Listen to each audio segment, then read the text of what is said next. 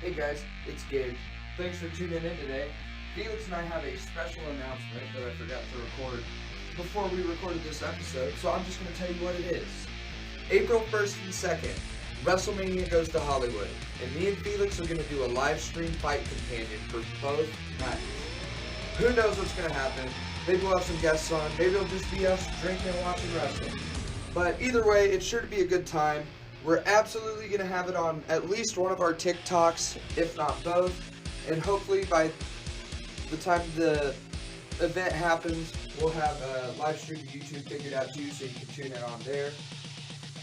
Thanks for listening. Make sure to rate the podcast after you listen to it. And if you just want to support it and hit Mark as Played, we're cool with that too. Love you guys and enjoy this episode of That Checks Out with Gabe and Felix. 24? I think there's 20. I think there's 20. Okay. Can you imagine someone putting a whole pack in their mouth at once? That's a cover of a movie, though. No, that was Super High Meat. He had like a bunch of joints in his mouth, I think. Okay. It's Doug Benson. Yeah. To someone else. Stand-up album. Yeah. I used to listen to Doug Benson. Oh, that's his album? Yeah. I just thought it was another parody of Super Size Me. Yeah, Super High Me. It is like a joke thingy. Like he's doing a parody of Super Size Me. Oh. He's saying Super High Me because he's a weed smoker. But it's just a comedy special. Yeah. Oh, I always thought it was like a weed documentary. When I first got into stand-up, it was mostly albums that I was listening to on Spotify. Mm-hmm. So a lot of Kyle Kinane. I got super into Kyle Kinane early. A lot of Patton Oswalt. Yeah. I mean, Kevin Hart was the big guy at the time, so he had... Kevin Hart's always... Actually, Kevin Hart's kind of fallen off the radar. Not... Well, because he hasn't put out a movie or anything yet. That's true. I think it's because he's either working on... He just started a tour, or announced a tour.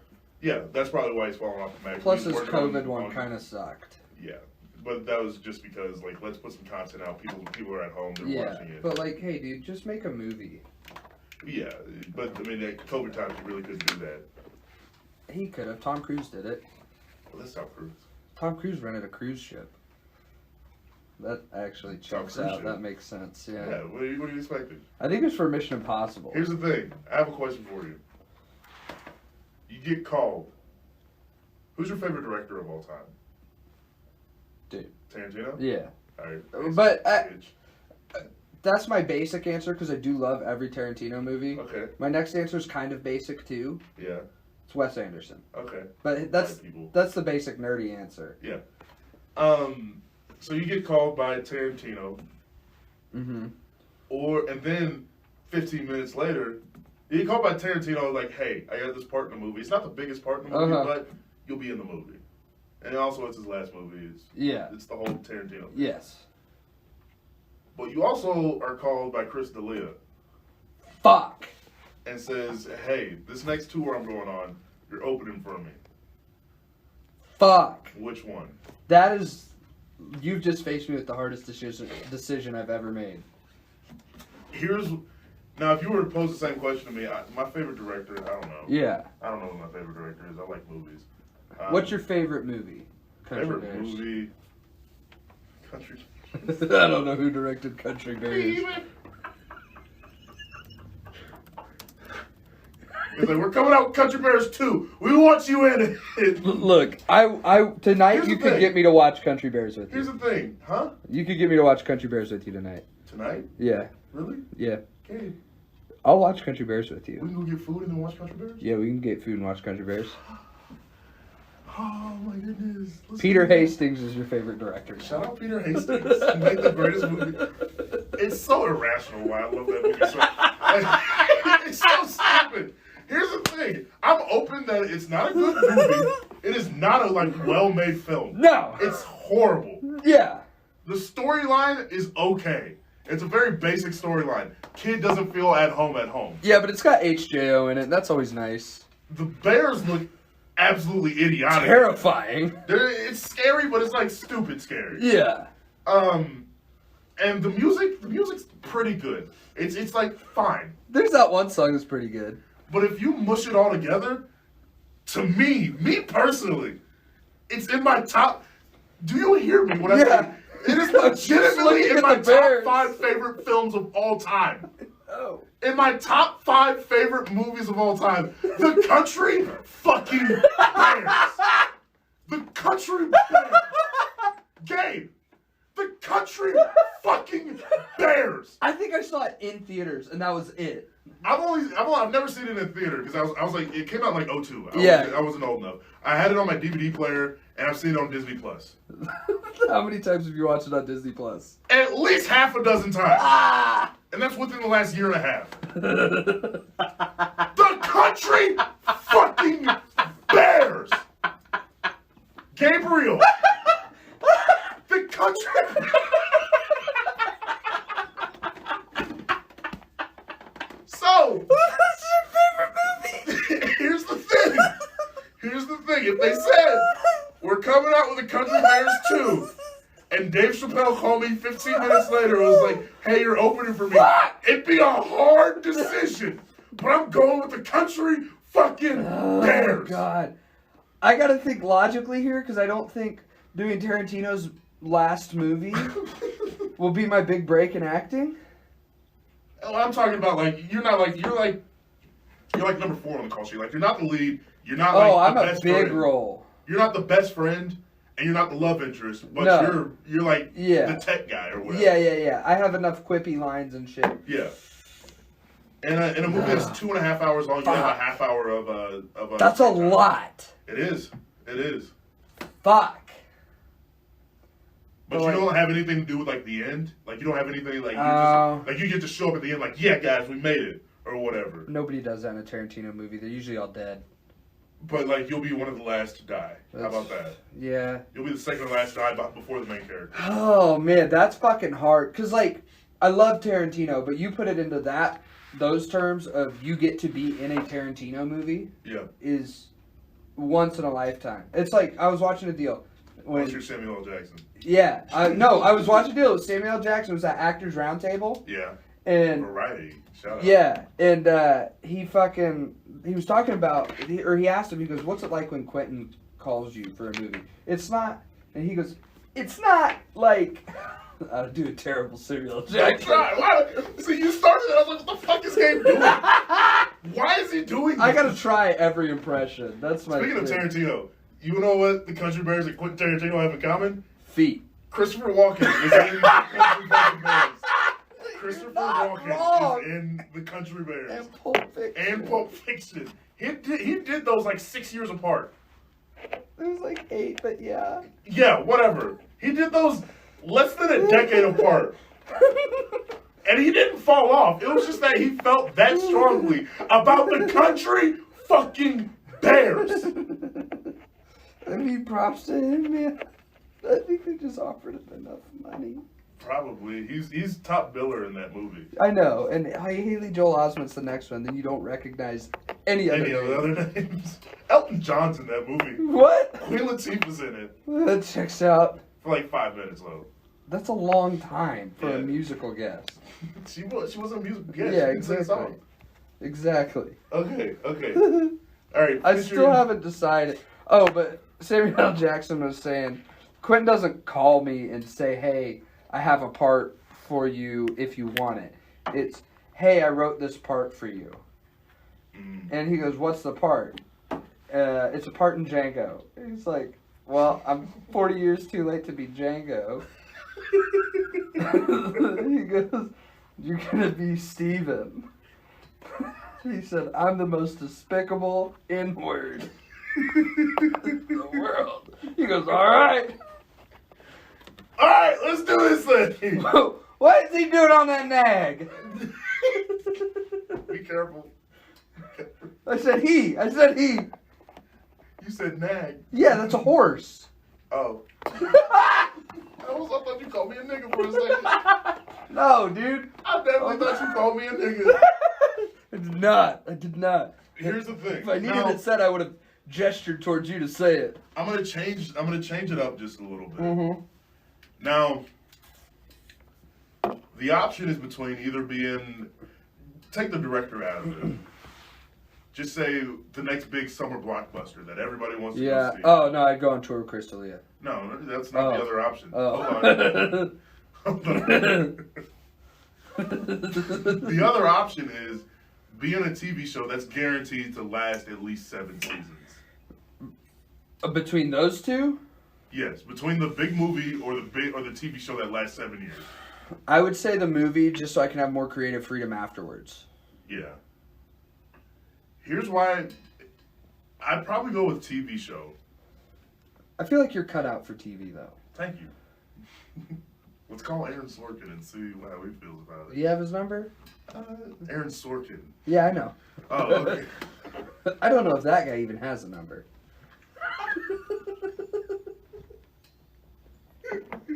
Okay. Okay. Okay. Okay, hold on. Hold on. Give me a second. Okay, hold on. Okay. Okay.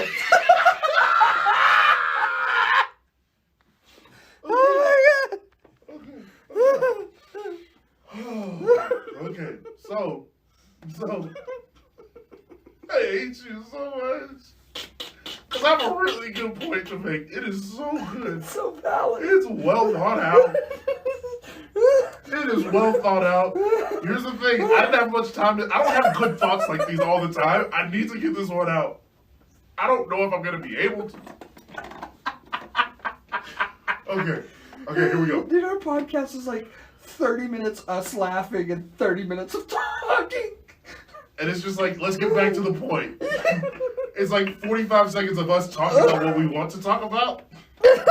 30 minutes laughing, and then 30 minutes of us saying, yeah, that's right. The country bear. The country fucking bears. What's your point now? Okay. So, with... God damn it! Okay. Oh, my abs are... I don't even have them, but they hurt. The thing about a movie is, if the movie's big enough, so when I say like big movie, I immediately think like Top Gun, Mission Impossible. Grossing over $1 billion. Yeah. Avatar. Okay. When you like do a movie like that, it becomes everything. It's like, oh, it's that guy from so-and-so movie. Absolutely. And then like, if that movie has a sequel, you're doing that. Right. The third movie. If it's a series, you're doing all the movies. Right. With a TV show, and I've noticed this about like shows that go on for a long time. Sometimes people like whatever. Like I just got done watching Scrubs. I'm a huge Scrubs guy, and not a lot of those guys did a lot of shit after. And they've done. Zach Braff has done a lot of stuff. Yeah. Donald Faison. Is that the dude with the mole? Yes, that's he was Donald in Faison. Remember the Titans. But that was before. Yeah, it was still a great movie. Fantastic. He's in Clueless too. Oh yeah. John C. McGinley plays Dr. Cox. Cox. Gabe, you have to watch this. I'll watch it once I got to finish watch South this Park show. again. You honestly fuck South Park. No, don't fuck South Park. Here's the thing: South Park is gonna have episodes that just go over and over, and it's like the same thing.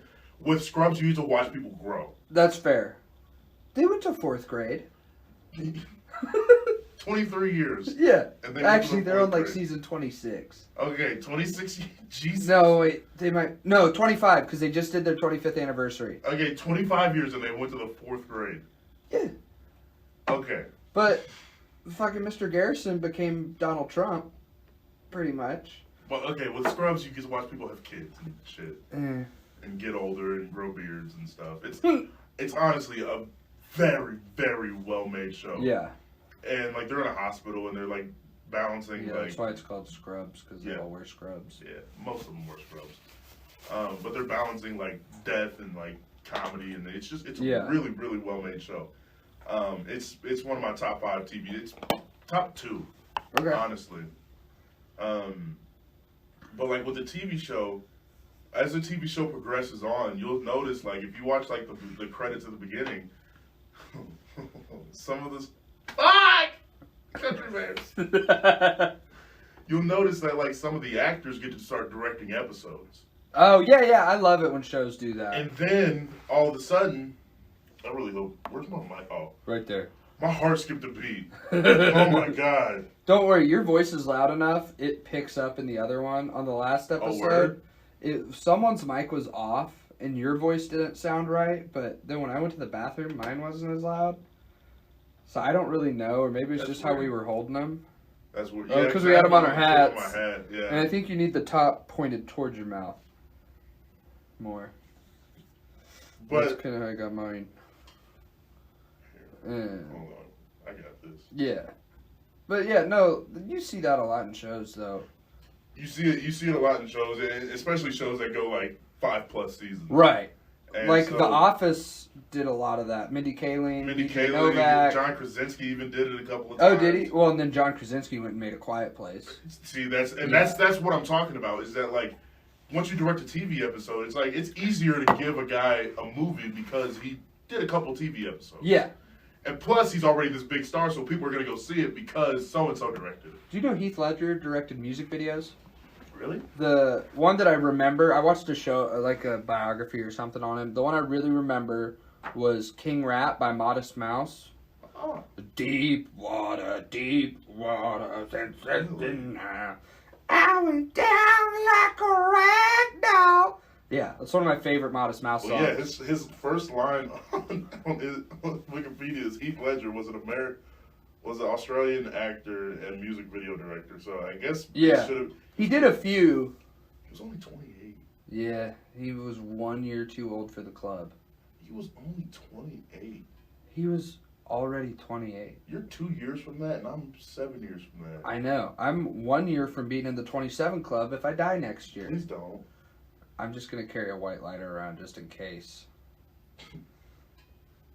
Look, on the plus side, that puts me in a club with Basquiat, Jim Morrison, Kurt Cobain. Here's the thing, Gabe. You got to pop. You got to, like, do something to, like... Here's the thing. Jimi Hendrix, one of the greatest guitarists of all time. True. Jim Morrison, one of the greatest lead singers of all time. Kurt Cobain, one of the greatest songwriters of all time. Artists of all time. Artists, yes. I have a book. Janis Joplin, one of the most soulful singers of all time. Basquiat, Jean-Michel Basquiat. Potentially the greatest American artist of all time. I'm the greatest Gabe that's ever existed. I have a cousin named Gabriel. He's probably a fuckboy. All the other ones are fuckboys. He's got light eyes, and so like he's like really into that. He actually posted a picture on Instagram today, and I liked it because he's my cousin. But I was like, I don't like you. Yeah. See. But like he's jacked. He's pretty good. Yeah. I'm trying to think of a famous Gabriel. I mean, you got the angel. I was gonna say that, but you know, he didn't. What did he do? Tell fucking Mary? Okay. I mean, he's an angel. So okay. I think you lost. You think I wouldn't be an angel or potentially a demon? You have tattoos. You're going to hell. Cool, I'll be a demon. I'll be the raddest fucking demon, though. I'll just make. What if that was the one thing that like sent people to hell? If they had tattoos, I'd be so mad. I'd be like, checks out. I would be so mad. But Jesus has a tattoo in Revelation. What? Revelation 19. I've been getting. Let me pull it up. Let me pull it up, Daddy. At 7:25 every day, I get a verse of the day from the YouVersion Bible. I used to get that, and then I got tired of the notifications. That's why I'm going to hell. 7:25 every morning, I get a notification, and so I got Philippians 1:6 today. I can't recite it to you, but I read it for sure. Revelations 19:16. See, I didn't know the passage number, but I know the verse. Yeah. On his robe and on his thigh, it is written, King of Kings and Lord of Lords. My dog's got a thigh piece. Okay, so hold on. If Jesus has it written on his thigh, does it just say? And now you can see me. Outer or inner? Hold on. You can see me. People listening can. Yeah. So does it say like King of Kings, like down one thigh? And then Lord of Lords on the other? And then Lord That'd of Lords? be tight. Or does it say King, and then on his penis it says of Kings. And then Lord of on the head. No, it's the same. It's just one of. Don't put him through enough pain. Okay. He's been crucified. That's we don't have to true. put him through more pain. That's true. Then you only have one of there, and then Lord of Lords. So he has King, Lord, Kings, multiple Lords. And so here it's singular though. It's only on one thigh. So does it just say like? So I always imagined it like down the side of his thigh. Tattoo. I have two. I have this little sailor girl. And I've got the Grim Reaper playing guitar over here. See, did your kneecap hurt? That was the worst tattoo. It took me... My calf hurt really bad. Oh, calf sucks, because I got big old Jesus Christ on the calf there. You don't have Elmo on mine. Yeah. But, dude, okay, so the kneecap, I went in because I really wanted it. I wanted a leg tattoo, and... Hold on, this is fun switch up. We went from Jesus to tattoos. Let's do this thing. I have a Jesus tattoo, so it's I know you do. Smooth transition. Yeah, but we're just talking about the country bears. Again, I want to be on TV. I want to do TV shows. Would you rather be in movies or TV shows? Comedy. I just legitimately, I just want to be a comic. The thing about TV, it would help out better with your stand-up because that's true. You're on set for 6 weeks or how long? I've never been on a movie. That's set. True. Like you're on set for 6 weeks and then you can do whatever you want. With stand-up or with TV shows, I don't know how long it takes, but it's going to take a longer amount of time. You shoot for a week episode. You shoot for a week episode. It depends on what this TV show is, but I'd rather be on TV because I feel like it's a longer storyline that gets to be more complex. That's true. Speaking of shoot for a week, if you haven't, you should watch 6 Days to Air. It's on HBO. It's South Park making an episode. They make every episode 6 days. Wow. It's wild. Bill Hader's in the writing room. Really? Yeah. Which surprises me that he was in like the last good class of SNL and then stayed a little longer. Here's how I want my career to go. We're way on a different tangent. Yeah, but we'll get back to tattoos. But hopefully we get there. Here's how I hope my career goes. So hopefully there's a comic that either I know or whatever it is that sees my stand-up is like, hey, I want to take him on a couple of dates. Yeah. That introduces me to another comic. He takes me on a couple days. And I'm not saying that like because I should be good enough for like the headliners to like me, but no, that's just how it works. But you want someone to see you and be like, ooh, he could be tough to follow. I want to bring him with me. Exactly. And then I'm on the road for a year and a half, 2 years, however long it takes. And then I'm a writer on a TV show. Now it can be It can be a network TV show. Now I think I could be a writer. I want to be a writer on a TV show.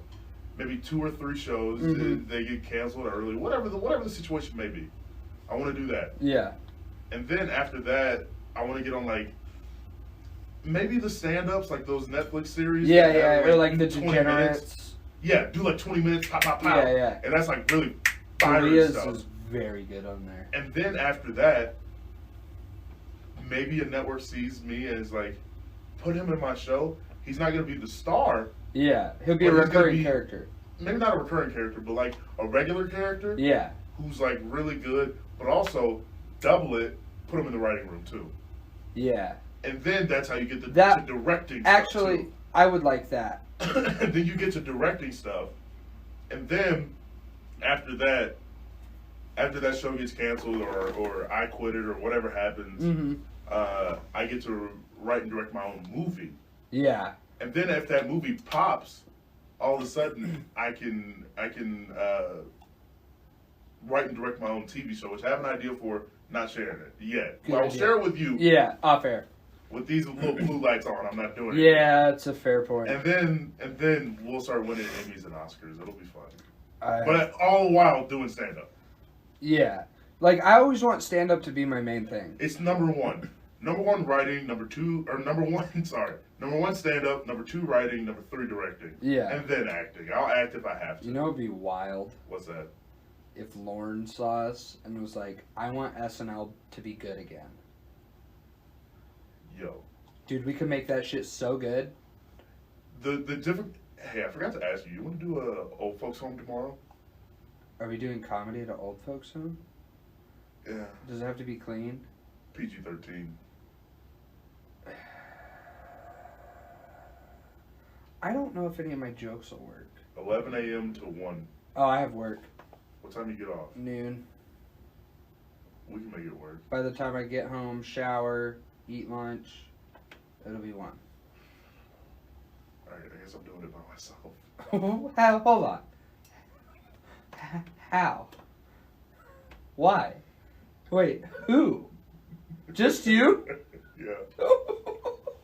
You know the last time I performed at an old folks home? First grade. for the Halloween songs, and there was a dude with no legs, and it scared me. Gabe. Gabe, How did you hold on. book a gig and then folks home? I have to do 20 minutes Why? in front of an old folks' home. Dude, half of them can't even hear you. I have to do 20 minutes in front of an old 20 minutes. It's not even in season. Gabe. 20. Don't do your grandma bit, because they won't like that. I think I can doctor it. Definitely do the wheelchair bit and look at one of the people in the wheelchair. You do it. Gabe. I have to do 20 minutes in front of an old folks. Gabe. Here's the thing. This is either gonna go horrible, Probably. or it could be the best set of my life. Could be. So, movies over TV shows for you. I would say. Would you? I would Can I say direct your special? Sure. Can I direct one of your specials? Yes. All right. Sorry, when you said direct, in my head was like video and shit, and I was like, no, I already have guys for that. No, that would just be like, put the cameras there because it looks nice Yes. when he's talking to the crowd. Here's the thing that I noticed about a lot of specials, and I think it was because of video that I watched on YouTube. Never show the crowd. No. Don't show the crowd because it's like, oh, the crowd's like, ah, ha, ha, ha, ha, ha. Yeah. That it's almost like a laugh track where it's like showing them laugh here. Yeah. Let it be natural. If you're supposed to laugh, laugh. If you don't, keep it pushing. If you laugh when other people don't laugh, unless you're crowd working, like Schultz did a great job. if it's like this dude right here wearing this dumbass white pellicoat, show him. Yeah. But if not, yeah. No, yeah, for sure. And because you're just supposed to be. It needs to be something you can listen to, without being prompted to laugh. see, and that's I think like I mentioned earlier, I think the stand-up that I watched. How much time do we have, just in case? We're at 31. Wow. This has been 15 minutes of laughing. mostly about the country fucking thing. Fuck yeah, dude. Or me trying to make a point. Yeah. But I think for me specifically, and I don't know how true it is for comedians all over the world. And again, I'm almost 2 years in the game. I'm a year and 11 months. Yeah. April 7th will be a year for me, or 2 years. Congrats. Thank you. And I just hit 10 Aaron? yesterday or today. 10 months. I just hit 10 Oh, you months. did. You did. Yeah. Okay. But for me, when I first started getting this stand-up, I was 13 years old. Yep. And I got tired of like listening to video game soundtracks. Because I play mostly sports video games and they have a soundtrack. Oh, that's fair. A lot in of my them head, have it really was good Modern ones. Warfare 2. A lot of them have really good ones. Soundtrack. A lot of my music taste is based off of like video game That's music. fair. 2K22, WWE 2K22 has the best soundtrack. They have of all like time. 6 songs. I know. The only one that throws it all off is the one by The Weeknd. Yes. Protect Your Neck. See, Protect Your Neck should throw it off. But it doesn't. It doesn't though. Because it's such a hard song. And your little car wash song is in it too. And I was like, Stick Sickly is not in it. That's not that You're thinking of Asking Alexandria. It's off the album Stand Up and Scream. It's the one that starts, oh my God! Here it is. The final episode. Yeah. Yeah. That doesn't have a... It doesn't? No. I swear to God, Asking Alexandria used to be really heavy, now they're kind of butt rocky, but people still love them. Okay, but for me, when I first got into stand-up, I got really tired of these video game soundtracks. So Right. All right, let's play some music. And I remembered because when I was first time I ever this will be a fun little story. Mm-hmm. First time I ever got introduced to stand-up, I was 9 years old on a weekend. It was like 11:45 at night. I was just up flipping through channels. And that's what single parent households do. The kids just do whatever they want after your mom goes to sleep at 8 o'clock on the weekends. But I'm flipping through channels. I land on Comedy Central, Ralphie May.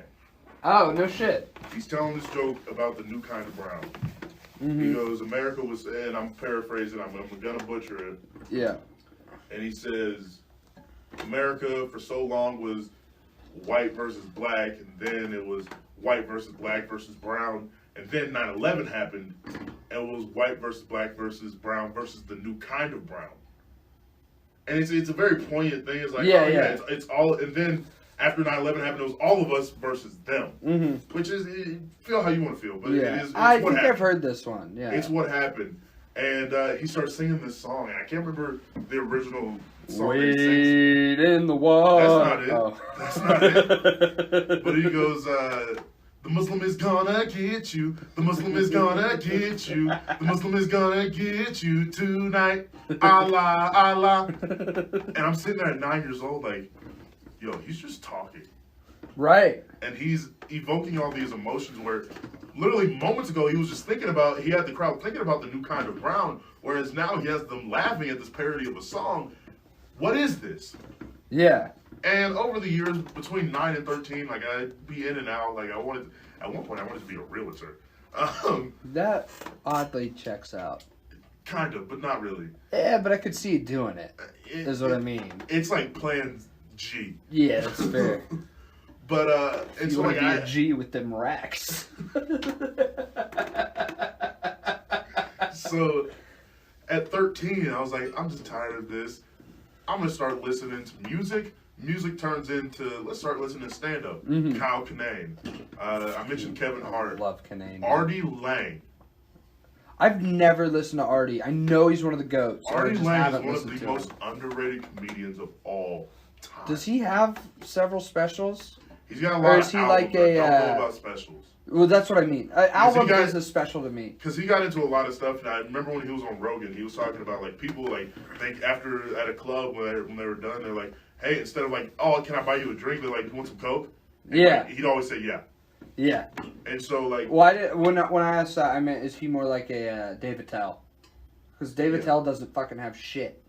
I wouldn't say he's more like a Dave Attell, but like he's Dave Attell if he tried just a little bit. Okay. At least when it came to like promotion. And yeah, stuff. yeah. But like, and so like I got into stuff like that. So when you say like, I need a special that I can listen to and also watch. Yeah. I feel like there's comedians that it's easier to watch than it is to listen to. Neil like Brennan. Sebastian's great. You gotta watch him. Yeah. Neil Brennan, you can watch. Or you can listen to. Except for Blocks. Blocks you have to see. Which was my mistake when I listened to it. I listened to it at work one day. I was like, oh, Neil Brennan, he's great. Robin Williams, you gotta see him. I can listen to Williams. I gotta see him. I've got Robin Williams painted on my wall, dude. Or a painting of Robin Williams on my wall. From Dead Poets? Dead Poets, yeah. It's one of my favorite movies. Oh, and then right above 21 Pilots. Above 21 Pilots and above Jim Carrey. Oh, shout out. Yeah, my sister painted all of them. Shout out to my little sister. Shout out to Grace. Yep. Your sister. Oh, my sheets are done. Shout out. Here's the thing about that trip to New York. Now, I got invited on the Spanish trip to New York. I was 14 years old, and everybody was like, oh, Felix, you can protect all these girls. Yeah. I wasn't doing a damn thing. I laughed in pizza parlors. Felix and me, I feel like both of us are in the same boat of we look like we could fuck shit up if we needed to. But I've never been put in this situation to need to. I've never been in that situation. I played football for 13 years. Don't want to. Didn't need to. I quit football after conditioning when we put pads on. Oh, trust me. Probably 11 out of the 13 years, I almost quit football because of conditioning. Trust me. I survived conditioning. I didn't like getting hit. Oh. No, that's what I liked. For me, it was just like, get through conditioning so we can hit. Yeah, I didn't like getting hit. And the first time we hit, they put me against the guys. So I was going to be on the Cowboys, which is like... First year of football was with the Wichita Cowboys. That is Wichita's team. Yeah. It's the Cowboys with Bulldogs. Cowboys, Bulldogs. If you're on any other team, Tigers. You're nothing. Yeah. Tigers were good when I was younger, though. It was a different time. Yeah. But I made it through conditioning, and I was starting to like it. You know, conditioning was hard, but I was enjoying football. Yeah. We put pads on, and I was like, fuck yeah, we're going to put pads on. And I think I was in 4th or 5th grade. And put pads on, and I was like, fuck yeah. Check the time. 38. Okay. Yeah, I know. We could just go. I posted a good TikTok today. I haven't posted one today. My one yesterday was pretty good. I didn't post for a couple of days. We'll talk about that after I get done with my football story. I don't want to talk about it. You don't want to talk about me wearing a thong? Oh, no. I thought you were talking about, like, why I didn't post TikToks. Oh. No. No. It's not funny. It was just funny the way you said it. Okay. Anyways, we put the pads on, and I'm like, I have minimal football experience. I don't know what position I'm going to play. Yeah. I was How old were you? I was 4th or 5th grade. Okay. So I was 9 or 10. And I was a little chunky back then. Not as chunky as I am now. Okay. You know? But like I was on my way to buying Husky Fit clothing. Okay. That's a size, dude. Here's a real quick aside. When I was 9 years old, I got mistaken for a freshman in high school. I got hit on by another high schooler. Yo! When I was at my cousin's basketball game. Yo! But so anyways. That's a fun story. That's rad. We'll talk about that on here at some point. Yeah, keep going. But anyways, we put the pads on, and I'm like, fuck yeah, we're going to put pads on, we're going to start hitting. That's kind of the cool part of football. Let's do it. Mm-hmm. And they put me up against the kids that have been playing since 2nd grade. Yeah. They were twin brothers. Them motherfuckers could hit. And I did it once. I was like, okay, I didn't love that, but I think I could get used to it. Do you sit in this chair and read? No, I usually read in bed. Okay. I'm sorry, continue. That's just out. Currently, I'm reading a Vonnegut book. Which, it's Kurt? not really... Kurt Vonnegut. Yeah, he's my favorite author. Shout out to Kurt. I want to get his asterisk signature on one of my middle fingers like I drew on it today. Alright. Anyways. Twin brothers, they hit. Twin brothers, they hit really good, and we're going in lines. You know, like you go hit, and you go back the line, and you wait for your turn again. Yeah, trust me, I know. I know you know, but, like, that's For the just... listener. I'm trying to say it so I can finish the story, because, like, that's I'm just my fucking brain. it up, I know. Yeah, anyways. Second time I go up, I put my hands out, and I got my fingertips pinched between helmets. Mm-hmm.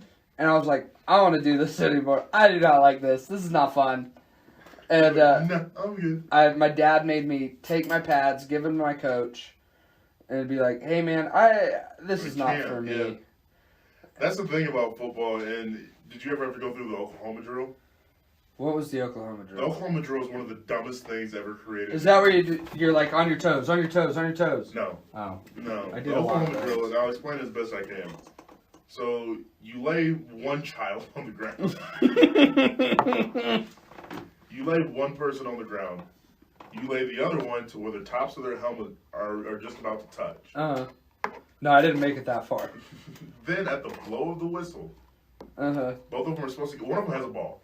Yeah. At the blow of the whistle, you're supposed to jump up and tackle or run. Yeah, no, I through the didn't other make one. it that far. We did basic hitting. It's one of the most wild things because imagine laying flat on the ground, hands on your sides, and then jumping up and trying to hit Yeah, somebody. fuck that. It's one of the most difficult things in the world to do. And they make 8-year-olds go through it Yeah. every single year. Yeah. I play college ball, I play high school ball. Junior You college don't ball, do but that. yeah. College. Shut up. Shut up. You don't do that. It's just about trying to prove that this guy is stronger than that guy. Yeah, for sure. It's like in Facing the Giants when they made him carry him across the So field. when I was younger, Glad you got that reference. yeah, shut up. When I was younger, I was so big that they had 2 people go against me. I beat them every time. But it was one of the hardest things I've ever done in my entire life.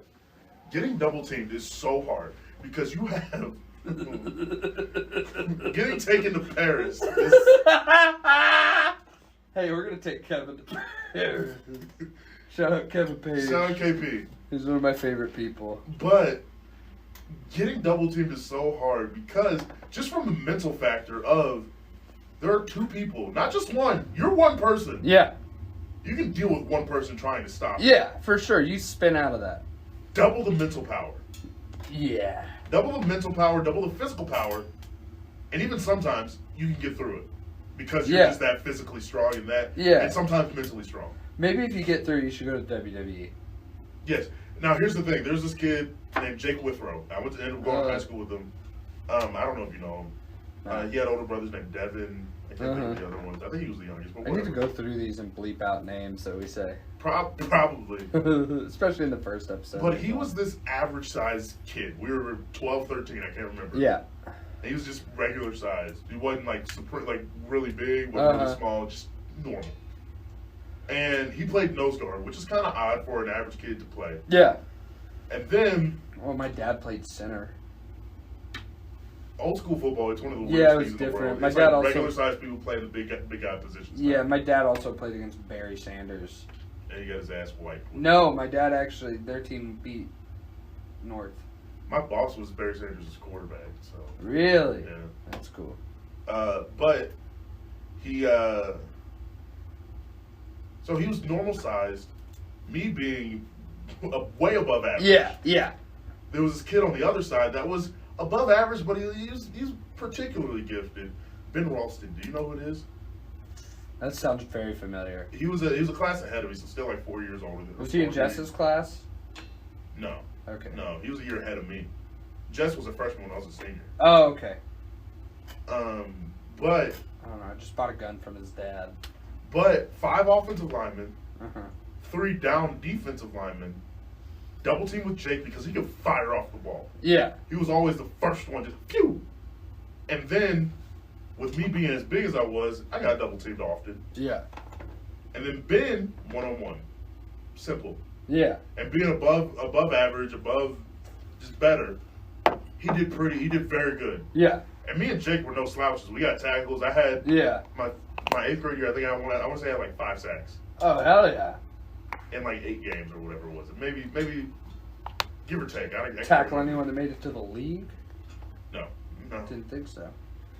Probably not. But yeah, so I mean I love football, but it's fucking tiring. It's exhausting. And once you get to high school and college, you're conditioning every day. Yeah. You're hitting and conditioning every day. Yeah. And so it's so hard. You just get tired so quickly. And then on top of that, you're in meetings where like your coaches. I love my coach, Coach Sersha. Phenomenal. Mm-hmm. Phenomenal individual. We might be able to get him on the pod at some point. Hell yeah. But phenomenal individual. Really. Was that your college coach? College, yeah. Okay. And we're back. Do you remember what you were talking about? No, I don't, but here's what we can get into. We were talking about tattoos earlier. I haven't, no, but I want to move on to that. Oh, I wanted to talk about tattoos. I know you do. I love tattoos. Eventually. We should probably do that on video when we have video. Yeah, it's true. When people can see our tattoos. Yeah. My 4. My 1, 2, 3. 4, I don't know how many tattoos I have. You have a lot. They're really nice. Thank you. I'm very proud of them. But you're white, and so you can have colors. You have color tattoos. I have colors, but like this is as far as I can go. Yeah, but like, you're not the darkest black guy. No, put the phone in the middle, just in case. Oh yeah. Well, it was on the charger. That's why I had it over here. Oh. Yeah. If you want to put it back, that's fine. Yeah, it's probably good now. Okay. But I have an idea. Okay. So we have to pitch a TV show to each other. TV show or movie. Okay. Now the other person has to give parameters. Ooh. So we're gonna lay the parameters this episode and talk about them next episode? No, just right just here, right now. Okay. Improv the fuck out of it, Junior. All right. Hey, I'm older than you. You're gonna give one actor. Oh, by the way, listener, we're back and we forgot what we were talking about when we stopped recording the first segment. Yeah, I had to go pee. So you can one actor, the genre of TV show, so comedy, drama, sci-fi, crime, thriller, horror, whatever. So actor, genre, and... Can I base it off of a book? The theme song. Ooh. No, you cannot base it off a book. Completely original idea. Okay. So, if you have ideas, shoot them to me while I think about what I want to give to you. So I'm giving you the parameters. Yeah, so you give me actor, genre. Okay. And what was it? Actor, genre, and theme song. Okay. Genre, romance. Not romance comedy, romance. Thinking like Nicholas Sparks shit. Okay. So kind of like almost like, does it have to end sad? I'll leave that up to you. Like after 3 seasons. I'll let you. Are you going to show? Yeah. Okay. Yeah, romance. Okay. Actress. Okay. Melissa McCarthy. Oh, okay. Yeah. Okay. Theme song is fuck, I don't know the name of this song. Hold on. Yeah, I found it on TikTok recently, and it's like the most heart-wrenching fucking song. 68 by Nolan Taylor. Never heard that. I'll pull it up on here real quick. See, because there's this song that after the week I've had, I'll tell you about it later. Yeah. Yeah. Son. Yeah, I know. It gets you. We're not sponsored yet, so I can play this. Yeah. It's not like we're making any money anyway. We're just hanging out. Shout out to YouTube for having ads. My aunt works in the ads department of YouTube. So Melissa McCarthy romance. McCarthy romance plus this song. Plus this song.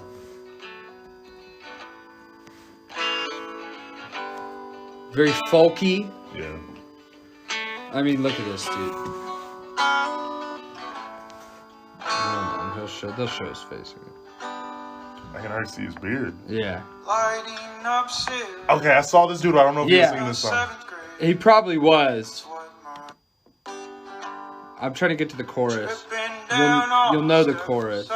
He's from West Virginia, which I have a soft spot for because I lived in West Virginia for a minute. Never been. It's cool. It's one of my goals to do stand up in all 50 states. That'd be fucking cool. I've got New York, Missouri, Oklahoma, and Kansas. I've got Kansas and Texas. I think here it comes. Yeah, I lived in a small mountain town in West Virginia.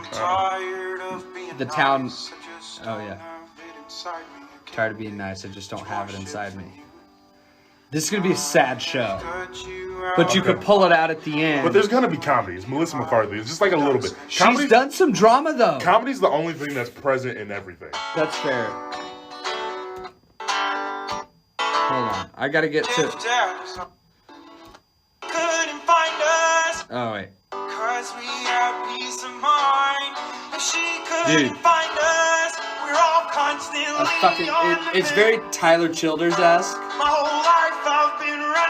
Dude, this song will make you fucking cry, dude.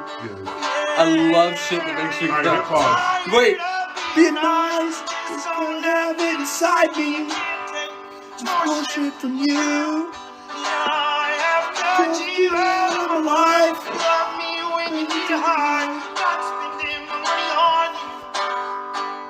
I got it. Yeah, so that's your theme song. So Melissa 68 McCarthy. by Nolan Taylor. Melissa McCarthy. God! Melissa McCarthy has dabbled in drama. Yeah, I know. She could still be funny. We're about to go. That's not the main... It's not a comedy. Melissa McCarthy stars as a single mother. Ooh. Wait, is this St. Vincent? I don't know. With Bill Murray and her and the kid? I don't know. I think that... I never watched that movie. Melissa McCarthy stars as a single mother of a girl who 6 weeks ago killed herself. How old's the girl? She was 17. Honor student. Stone cold killer, just beautiful girl. Runnings to be valedictorian. Yes. Okay. But under the immense pressure that her mother put on her, she kills herself. Ooh. Melissa McCarthy and some actor, I don't know, somebody, just insert actor, somebody tall and handsome though, is the sheriff. Benedict Cumberbatch. No, he doesn't fit. Nah, I said that before you said sheriff, or I thought it before you said sheriff, and it was coming out. This is a fairly small town. Okay. And so, like, Benedict Cumberbatch, like, if this was, like, in a big city and it's just, like, that's some fair. sergeant. If it That's fair. You could do Brad Pitt, though. Or not Brad Pitt. Bradley Cooper. Bradley Cooper could do Bradley Cooper could do it. But have Bradley Cooper gain some weight. Dude, he's so skinny now. Did you see him at the Super Bowl? I didn't. It was, like, back to Silver Linings Playbook Bradley Cooper. Really? But have Bradley Cooper, but, like, be, like, a good... 270. Yeah, like... Which is probably a little much for him. The Bradley Cooper equivalent of Jim Carrey and Me, Myself, and Irene. So have him gain some weight. Yeah.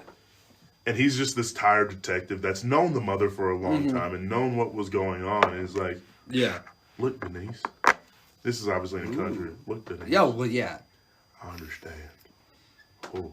Ooh. Why am I about to make myself cry? I don't know. I just got chills from that. Off of my idea. Yo! Look, Denise. I understand. He's got 2 sons of his own, but his wife. He used to have 3. Ooh. Ooh. Look, Denise. When we were in high school, I remember you were just like Natalia. Melissa McCarthy's white. I need something prettier. I need a I pretty guess name. Natalia Dyer's white. I need something pretty. Like I need a pretty white girl. I mean, name. Nicole's the generic pretty white girl name. I need a good like pretty white girl name. Lacey. She's a whore. Maybe that's something that comes out in season 2. That she was a whore. Ooh. All right. Ooh. We're working. We're at work, baby. This is the writer's room.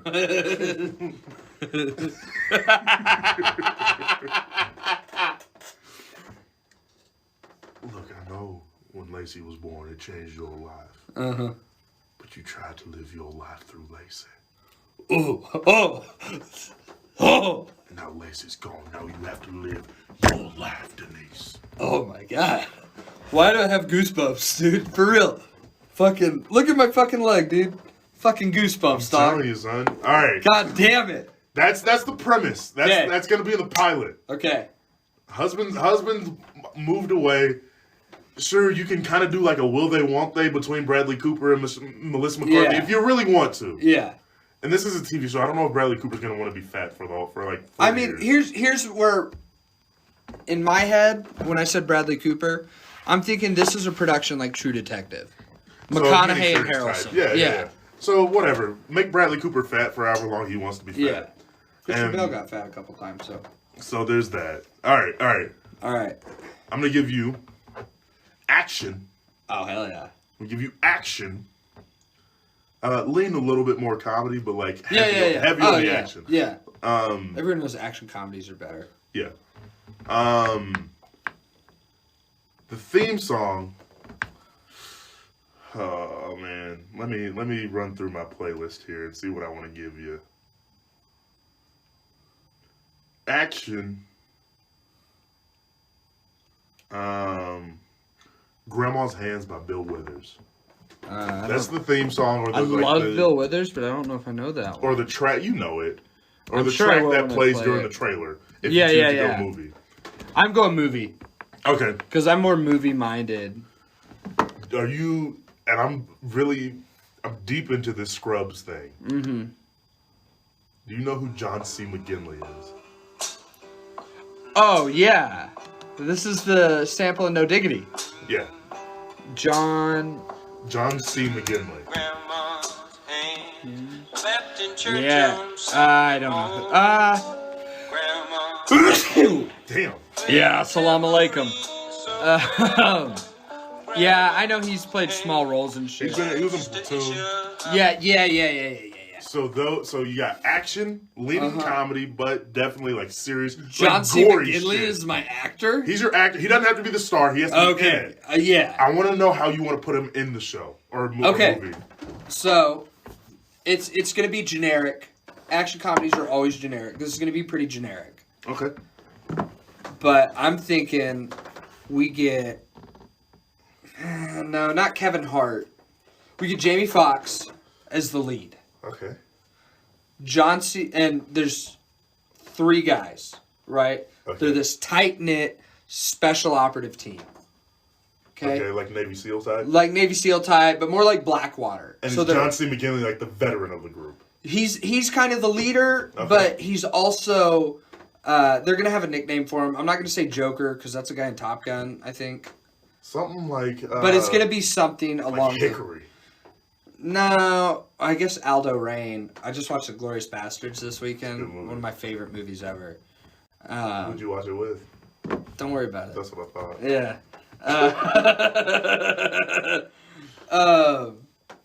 She wanted to watch it, and I was like, fuck yeah, I haven't watched this movie in a minute. Congrats.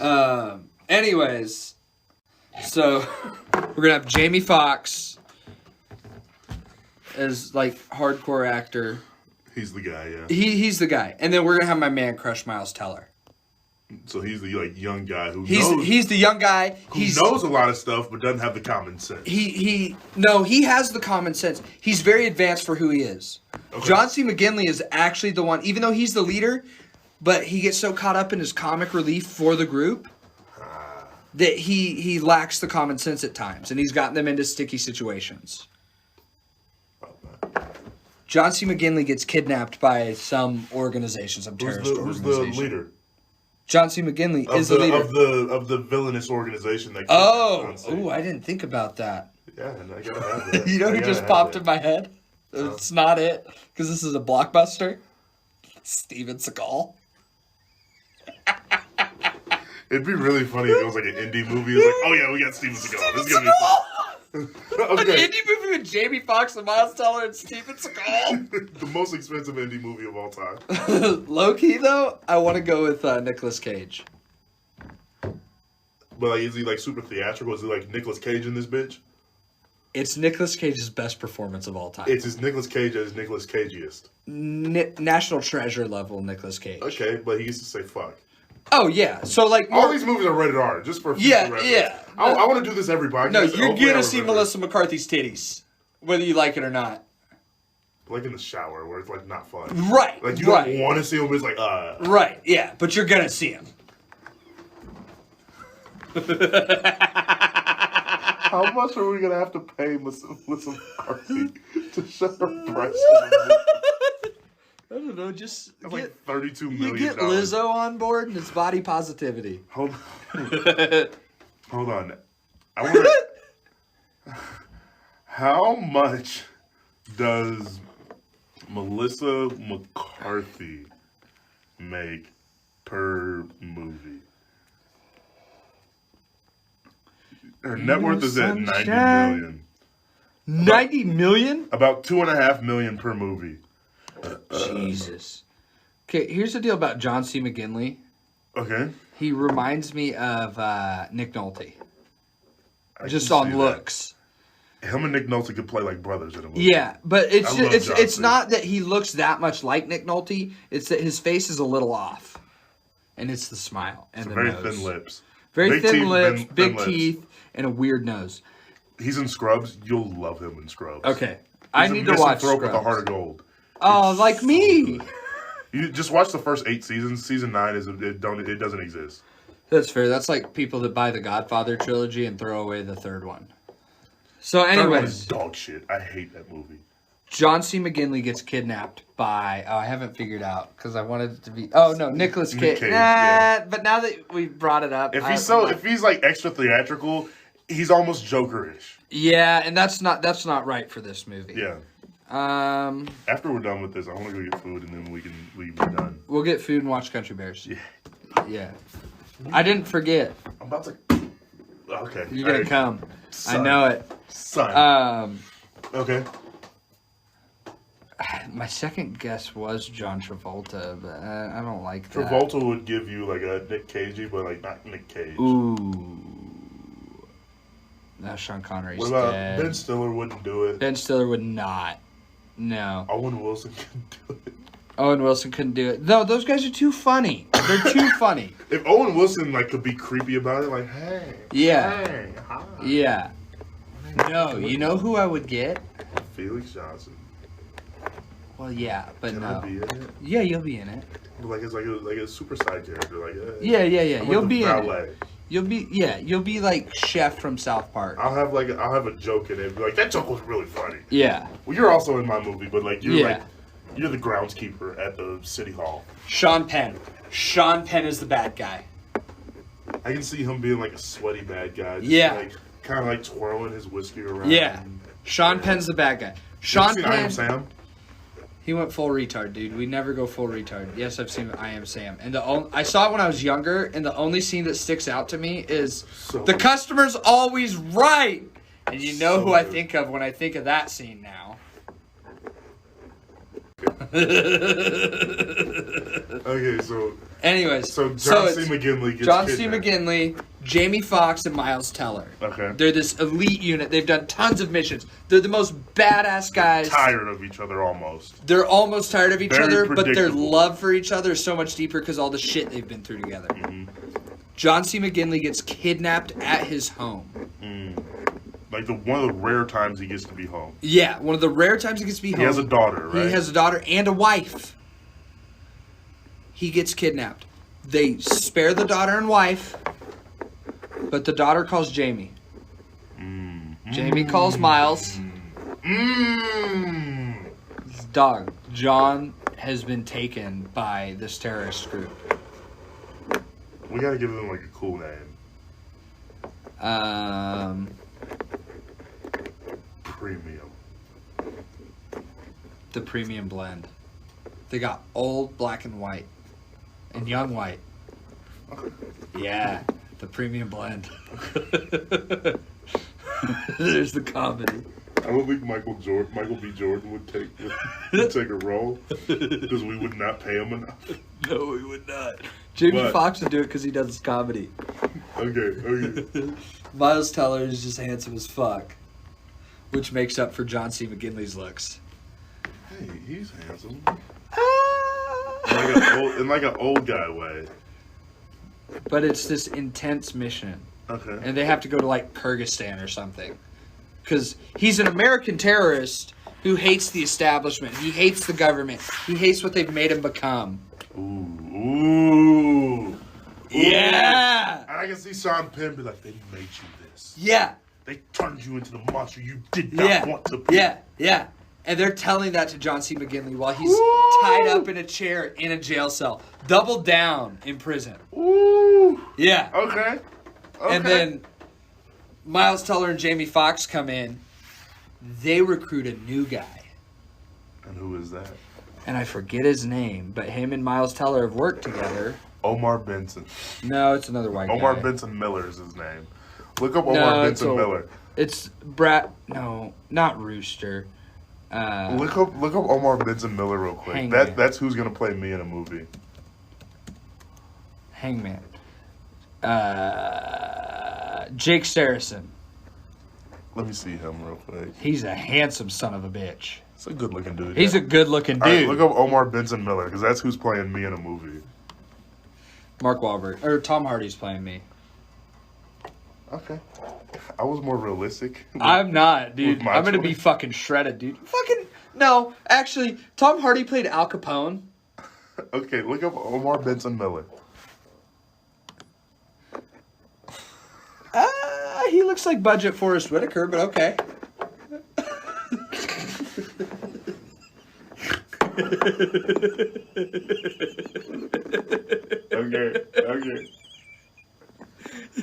Okay. You're laughing because I'm right. Okay.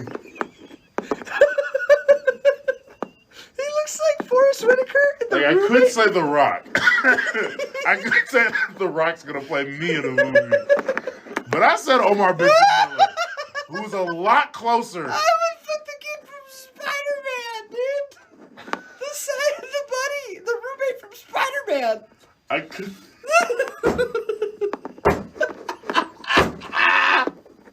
I could have said something so much less realistic than this. But I said Omar Benson Miller. He does kind of look like you. Do I look like? Not really. Could me and Omar Benson Miller play Forrest Whitaker's sons? Yes. In like a black version of Step Brothers? But with different moms.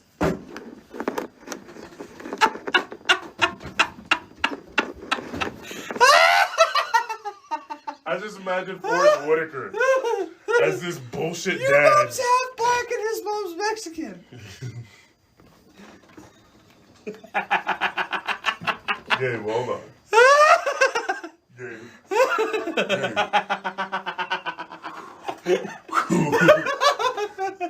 That's really fucking good. And I hate that that's so funny. My movie pitch would have won an Oscar. Your movie pitch might have been the greatest movie of all time because Omar Benson Miller has to be in it now. Yeah, he's in it for sure. Me and him are in it. We're both. He's the guy that works at the armory of their fucking contractor. Oh, business also, that gives I them all forgot the to guns. mention, we should also like pitch away how we should be in the movies too. Oh yeah. Like in my movie, I'm In like, your show. huh? In your show. You did a Or show. in my show. In my show, I'm like the bartender. That's good. I'm like the bartender. In your show, or in your movie, what are you? So in my show, I feel like mine could be just like a one-off. Like she ends up moving out of the town or whatever. yeah. But Being that I'm such a huge Tarantino head, it doesn't have to be huge. So like in Glorious Bastards, he's one of the Nazis getting scalped in the first scene with the bear Jew. Yeah. So like it could be something. What am I in your movie now? Oh wait, Omar Benson Miller was going So, to be your role. whoa. You're gonna be a helicopter pilot. Okay. You're gonna have a good one-liner. Yeah. Yeah. He's like, we're circling the train now. What are we trying to do? I'm gonna be the guy at their headquarters that goes through the mission with them. Okay. That goes through it, but not really a part of it. Yeah. It's like at the end of the movie, you give him a strong handshake. Yeah. Congratulations, gentlemen. You did it. And like somehow I made it. Somehow, some way. Like it doesn't make sense how I made it. Like the helicopter crashed. Yeah. But like I'm in helicopter crashes. I'm in a sling. Here's the deal. I'm in a sling and like I have a bandage on my head. Like, do you realize how much of a gentlemen. straight down the line fastball you gave me with that pitch? I wrote this story in high school. I just didn't have actors or a theme song. Okay. Except it was just me and my 3 best friends at the time. So Grandma's Hands is playing when? Is it like on the way to the final mission? No, we're thinking like Vietnam when Creedence should be playing. Like, or Buffalo Springfield. You know, some folks are born That's made Creedence. to raise a That's flag. I know that's Clearwater Creedence. Revival. Buffalo Springfield is Stop. Hey, what's that sound? Everybody look what's going down. You gotta watch The West Wing too. Martin Sheen. Martin Sheen rules, dude. All right. Charlie Sheen was my alternate for Sean Penn. I want to do this one more time just so we can get in the routine to do it. Yeah, I think we should do this semi-regularly. But I want to do it again this recording. Okay. Oh, we're doing another one. Just one more. Okay. And then we're done. Yes. Good call. Because this is a lot. We've done a lot. Okay. We've done so much. Okay. All right. Are you finished? How do they rescue John C? It's a whole fucking mess, dude. But they get him out. They kill everybody. It's like John Wick meets Team America. Okay. That's where you get your comedy. Okay. Is the Team America aspects. Like they jump in and fucking America! But like one also, Team America still holds up. I watched it the other night. That shit still holds up. But I feel like Jamie Foxx, as he's like killing everybody, should be humming Grandma's Hands. Yes. Grandma. No. He's humming that when they're on the second helicopter on the way out on the extract. Okay. Because it's been such a nightmare. That's his peace song. That's when he gets the call. That's when that's in it. He gets the call. And it's playing in his background. And he's smoking a cigar in his chair. It's... And then like he's almost done with it, and then like he goes, "Should I take this?" No, he knows he should take it because he has caller ID. He knows who's calling. Everybody has caller ID now. Yeah. It's not in the past. What is it? They're like super secrets in Navy SEAls. They have block numbers. But here's the twist. Okay. Ooh. Normally, it's not a twist, but here's like the thing that's going to stand out about it. Normally in these kind of movies, the bad guy has a plan to get revenge on the world or nuke a country or whatever. He's just trying to fuck up these three. He's trying to fuck up these guys, not even because they did something to him. Okay. He just knows they're good. And he doesn't want them to come after him. There's no seedy backstory where you killed my dog and my daughter. I'm gonna operate in the shadows. Yeah. I don't want you to be in the shadows with me. He's a subtle terrorist. As Sean Penn would be. Yeah. Sean Penn's not even method acting in this movie. He's just being Sean Penn. He's fucking ruling, dude. All right. Go again. Give me a fucking thing. Or I'll give you a thing, I guess. Okay. We had romance, so... Yeah, you had romance. Bradley Cooper and Melissa McCarthy are gonna fuck. She better titty fuck him. Whoa. They're big! Why? Why do I what? Because I was Carrie for Halloween. That's why I have a dress in my closet. All right. And Bam all right. kept telling me I looked like Barney Rubble. Which I did. All right. Let's do All it. right. Let's do it quick. So, sci-fi thriller Sci-fi thriller. Okay. with, I'm gonna go ahead and say starring Okay. Josh Peck. Okay. Theme song, Clint Eastwood by Gorillaz. Boom, ba-dum, dum, dum. Feel good. That's Feel Good Inc. Oh, that's not it. No, Clint Eastwood. Why did I think that was it? Because they're two most popular songs, I believe. Eastwood. I feel like Feel Good should be in it because I can see Josh Peck like flying in a helicopter or like in a spacecraft. Like, Yeah. right at the beginning of the movie, as like the beginning credits. You could. Written by. You could get. I'm blanking on his name. I think it's Damien. Damon Albarn. You could get Damon Albarn to do the score. Okay. Who has created Gorillaz and the lead singer of the band Blur, Yes. who wrote song 2. That was in Madden 11. I told you. Clint Eastwood is this one. That's in the video. That's.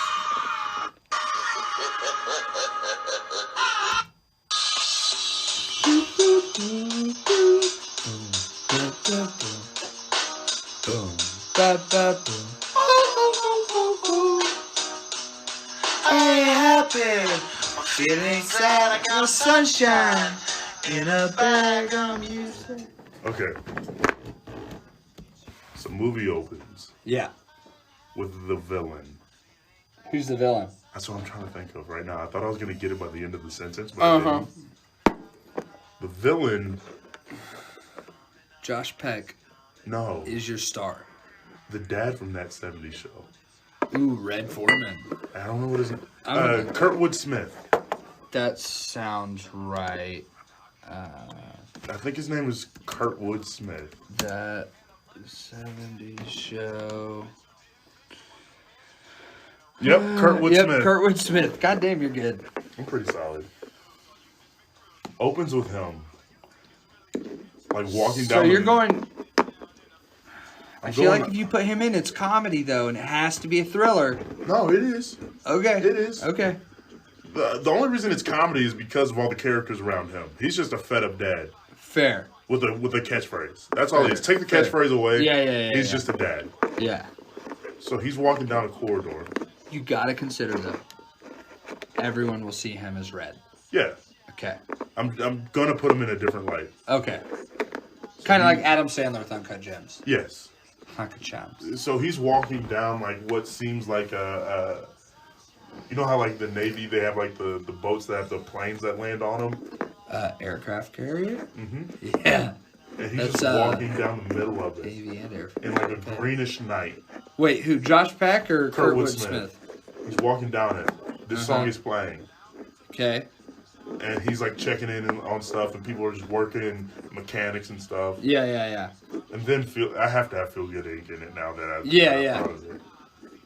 And then You're just gonna have Damon Albarn do the he's score. gonna do it. He's gonna score it, and it's gonna be Gorillaz and shit.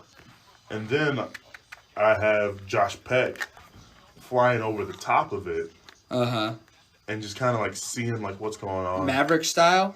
Does he do a flyby? Yeah, he sees it. They can't see him, but he sees it. Oh, okay. So he doesn't do a flyby. And then later on he does a flyby, Okay. but nobody can see him. Then he doesn't do a flyby. Alright, That's he where he doesn't do a buzzes flyby. the tower. He doesn't do a flyby. And then later on in the movie, Kurtwood Smith's gonna be like, I know, I saw you. Nobody Yeah. else around me knew, but I. He's in like a blackbird. Josh Peck. He's in like a blackbird. But then Or B2. he sees him and goes like, by the end of the movie, like when they're like when he's like all tied up and stuff, he's got like a backup character, like Florence Pugh's in it or something. Oh, I love Florence Pugh. Somebody like kind of. Oh my god, I love Florence Pugh. Somebody kind of dangerous, but like not dangerous. She is, dude, and it's attractive to me, and that's scary. Like Josh Peck, he rolls through, and then He's flying a B-2. Yeah. Stealth plane. Yeah. Yeah. And then he like returns to his house. He's got a very normal life. He's just a dude who lives in an apartment in Chicago, just hanging out. Uh-huh. And So is he done with his missions and shit? Or is he on leave? He gets up. Here's the thing. He just gets up just to see stuff. Okay. Not to be like extra, like not to get involved with stuff. He just sees stuff. Okay. And then he goes back home, hanging out in his apartment. Then somebody approaches him like, I know what you're doing. You're seeing stuff. You see stuff that the government doesn't even see. Ooh. I don't know who's playing that guy yet. Christoph Waltz, he's probably expensive. Christoph Waltz is one of my most favorite actors He's of all probably time. expensive for the role that I want him to play. Christoph Waltz plays the best movie villain of all time. Very good. With Very good. Hans Landa. The dude in Django could be a villain. Dr. King Schultz? He could, like, I can see that character I going can see down that. villain Yeah. route. Yeah. You know, benchmark me. Yeah. And so they're just hanging out, or they're talking, and he's like, "What you're going to do is," and he gives him like this mission. Is like, "I need you just to drop this message to Kurtwood Smith's character, whatever his name is." Yeah. Like it might be just Kurtwood Smith because that's That's kind of a name. scary name. Yeah. I need you to drop this message. He to could him. play a general though. He'd be. But then Kurtwood Smith and his team of, let's say, 500 soldiers, they have some type of magnet to catch Josh Peck's plane, and they suck it down, pink, and it lands on their aircraft carrier. And it lands there. They grab him out, almost like a GTA. It's like, get out of here. Yeah. Grab him. They sit him down. Yeah. They feed him. Ooh. They feed him a nice meal, not like something like exuberant, but like filling. He's like, look, I know you've seen what I've seen. I know you know what I don't know. Let's work together. Yeah. There's no reason we couldn't. Because I'm gonna let you go back home. I'll give you 8 days to think about it. A little more than a week, but less than 2. Okay. I'll let you think about it. But I need your answer. Keep sci-fi in mind. The only sci-fi thing you've done is the magnet. We're getting there. Okay. Josh Peck goes to sleep one night. Thinks about his brother. Drake Bell. No.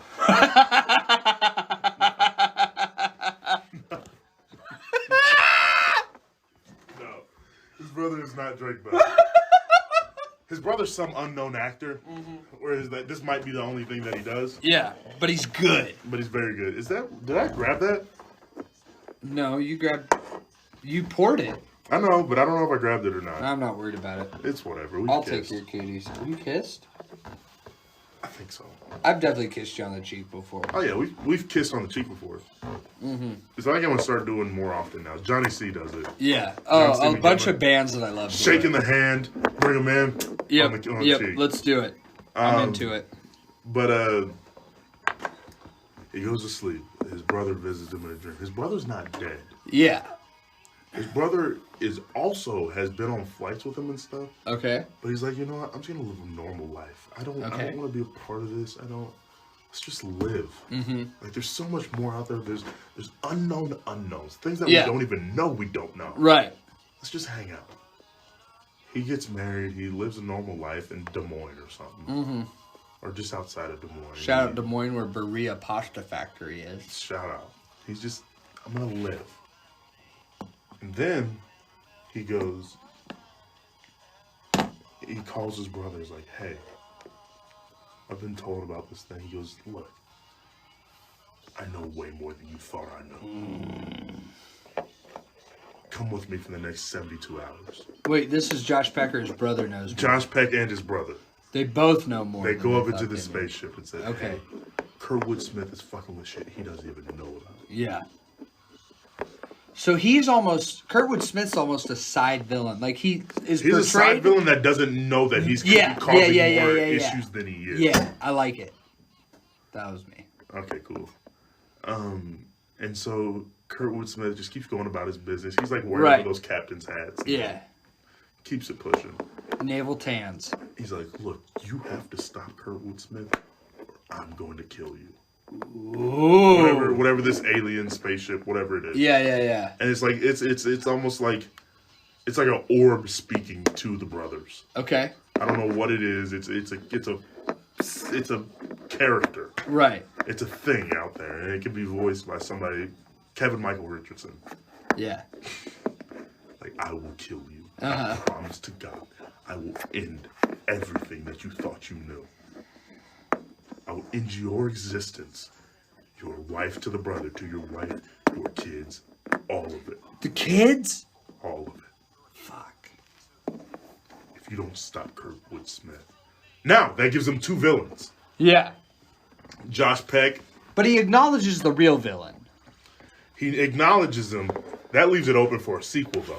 That does. Because the second villain's like, I can end everything like that whenever I want because I feel like it. Okay. And now Kurtwood Smith and they end him in the first movie. They're like, hey, stop him. Yeah. Then they're like, at the end of it, it's like, we've got a bigger fight. We've won the battle, not the war. Yeah. Sets it up for the next thing. They're not superheroes. Beautiful. They're just guys who know Yeah, stuff. it's kind of Independence Day vibes, Maybe, but maybe, darker. Maybe Donald Faison's in it. Turk, the one with the mole. Oh, okay. Maybe I was he's gonna say, he's is that the Faison left? maybe he's the villain in it. Okay. And then like the brothers, they have like on the way to somewhere. It's Yeah. Like, you remember when we were kids and like we were playing football in the backyard or Yep. whatever. So all right, that's What's very mine? loose. Yours. Let's go. Oh man, I'm gonna say you have to go TV show. Okay. I'm gonna say you have to go sitcom. Oh yeah. Like sitcom where it's like multicam. With or without a laugh track? Laugh track. Okay. I'm making it as hard as possible. It's not that hard. Laugh track's easy. I don't like laugh tracks. I don't love them, but How I Met Your Mother is probably my favorite TV show. Then your theme song.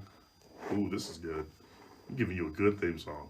Ain't Nothing Wrong With That by the Marcus King Band. I love the Marcus King Band. I saw the Marcus King Band.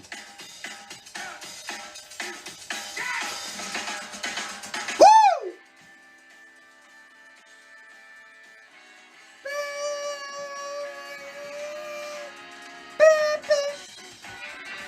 Okay, side note, so I saw Marcus King Band, they opened for Chris Stapleton. They walked out to Wichita Lineman by Glenn Campbell. Shout out. Dude, like that's as many hardcore and punk songs are in my lineup for walkout songs. Wichita Lineman is still on the list. Oh, come on. I am a lineman for the county. Come on, Philadelphia, please. Oh, Felix is making bets. Christian Wood's not going to get his 8 rebounds, and that's going to fuck up the whole parlay. Christian Woods isn't going to get his 8 rebounds. That's going to fuck up the whole parlay. Oh, my God. That's going to piss me off. And the 76ers are down by 13. Who are you betting on for WrestleMania, though? I don't know. My money's on Cody. So Rhodes. this is it. Yeah, perfect. It's a sitcom. That's a very good theme song, by the way. It's a multicam sitcom. Multicam sitcom, so we're thinking like 80s, 90s, but like make it 2023. Okay. And it's on like HBO or Netflix. You can say fucking it. And Yeah. Actor. Oh man, this is good. You know what? He may not want to do it. I'm very tall. You are very tall. You hit all my ceiling titties in my house. He may not want to do it. Okay. Kyle Kinane. Ooh. He may not That want fits to do it. perfectly Yeah. for what I had in mind Okay. already. All right. Shoot. So, he's white trash, but he hasn't like won the lottery or anything. It's not My Name Is Earl. He's white. Comfortable. He's comfortable. Yeah. He grew up white trash. Lived part of his adult life is white trash. Got a job that pays enough for him to buy a house. Mm-hmm. It may not be the nicest house. Mm-hmm. It's not in the hood, but it's realistically it's about where I live. Yeah.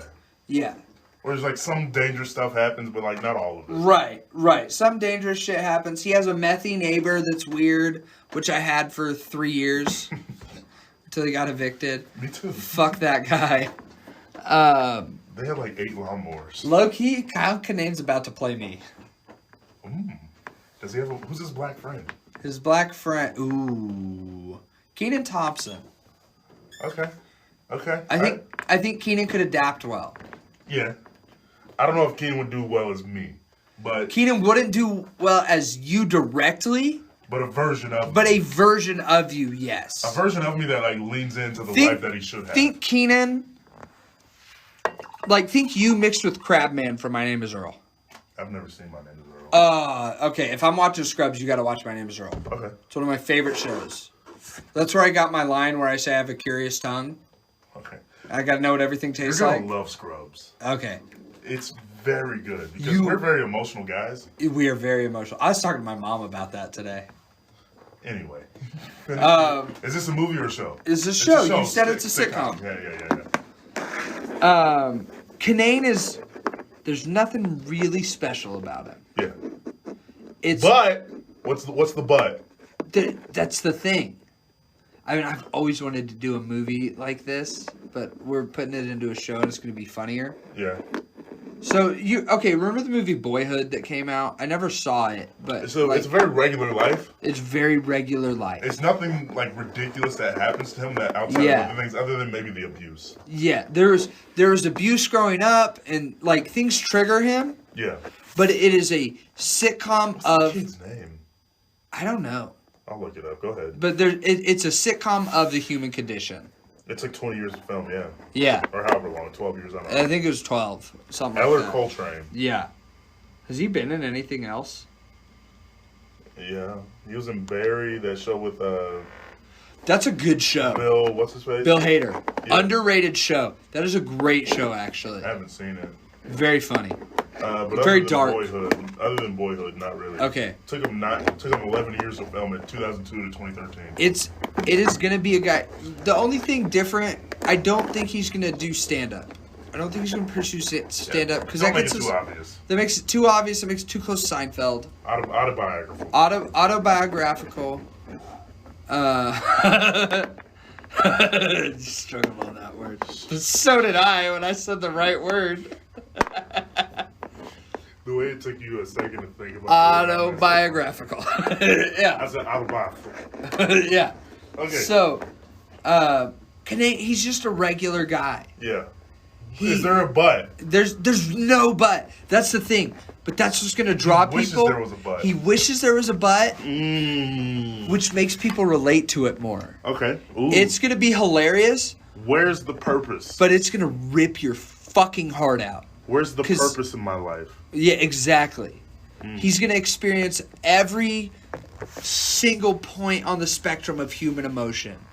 In my head right now is the line from The Closer, which you told me one night when I was not doing well. I don't need you to understand. I need you to understand that I'm going through a real human experience. Yeah. That is the show. He's going through the real human experience. Because my life... This is what it is. This is what it is. And it's going to be from more my perspective. Yeah. Life is hilarious. Why not laugh? Why not laugh? Exactly. You're going to laugh. Everything else hurts enough. But, you're going to get his inside his head, too. Yeah. So, when he's at a funeral and thinks of a joke but can't tell it, you're going to hear that. Yeah. That's me every time I've ever been to a funeral. When you're at a wedding and you want to stand up so bad and say, I object because you watched Shrek. For no reason. No, the reason is you saw Shrek. Yeah. Yeah. Yeah. That is what. That's him. And then he's going to process that thought. His processing thoughts are going to be in real time. But he's going to have a blue collar job. I'm a welder. He might be... Factory worker. He'll be in a factory. Delivery guy. Nah, it'll probably be a factory because he'll work around people. I was going to say, I feel like a delivery guy would be fun because you get to meet new characters every week. You do get to meet new characters. Is this on NBC? I know we talked about it. You can say this will be HBO for sure. HBO, Netflix, something like that. Yeah, it might be a Hulu original. Yeah, shout out to Hulu for picking up this shit.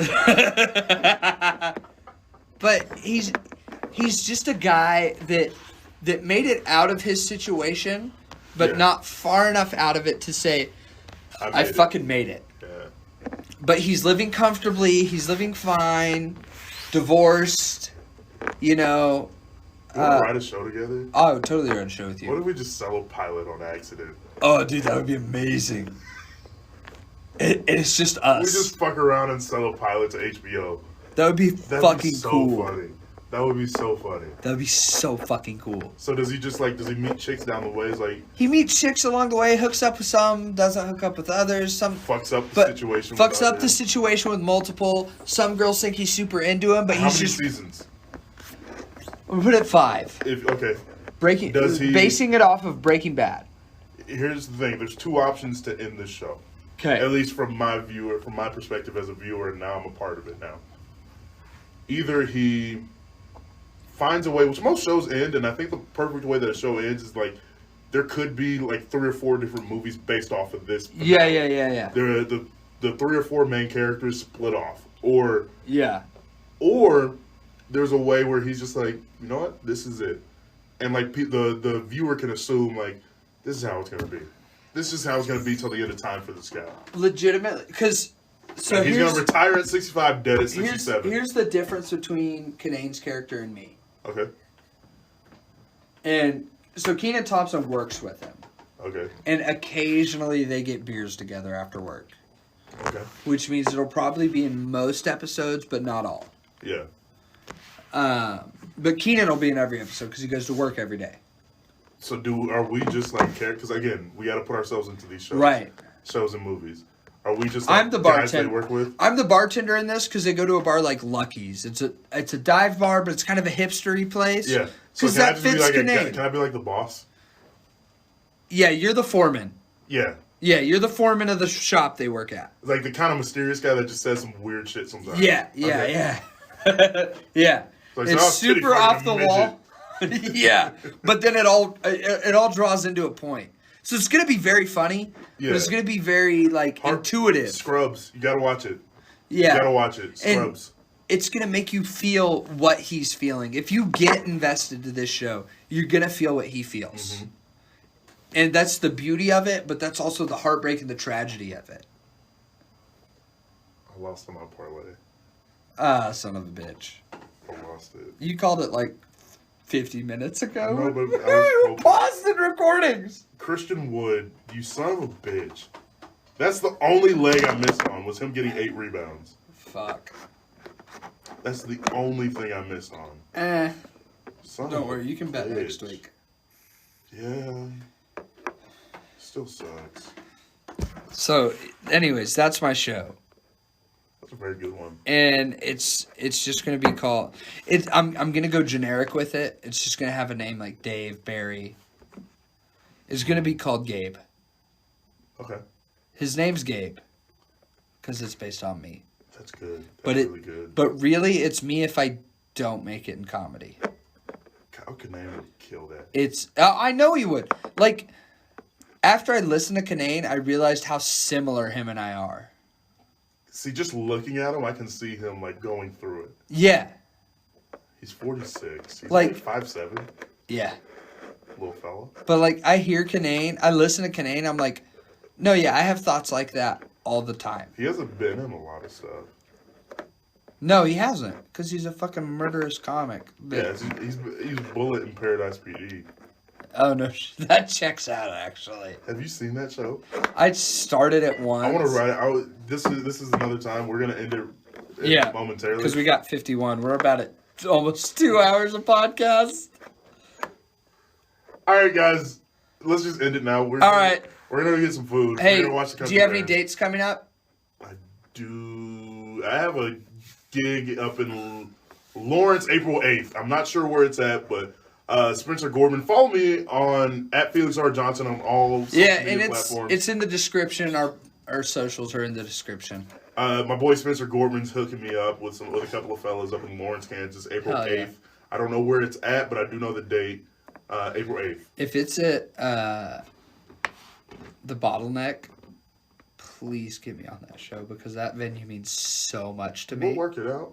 Oh, trust me, buddy. You're the guy that I'll work shit out for. I appreciate it. You're the only I know that. That's the only reason I say that right now, is because I know that if it's a show you even think you could work it out, that I get on, you'll do it. Spencer's a cool guy. either younger than me or barely older. Okay. So he goes to KU. Okay. So he's like, I think he's like I want to say like a biomedical engineer. Why is he doing comedy? He's Jewish. Yeah, checks Which out. he is, but like it's just like, why not? Yeah. So Fuck it. Yeah, I don't know where it's at. I don't know. I know I'm recording a podcast up there. Yeah. But we'll work it out. We'll figure some shit out. And but yeah, do you have any dates coming up? Oh, Yeah, June. I've got. Well, I also have in June. We have one in June at Barcode. Which It's a bar. I'm pseudo headlining. Pseudo headlining, and then honestly, you might be the second headliner because nobody on that show has the time that they want. So June 10th at Barcode, and then I have one April 13th at Barcode. Next week, but this will I have next week, but this will come out after next week. Yeah. But yeah, check us out. We post our dates on our socials. He's at Felix R. Johnson on Instagram, at Felix R. Johnson on TikTok. I'm at Gabe Shively on Instagram, at Gabe Shively Comedy on TikTok. Check us out. We love you. Bye.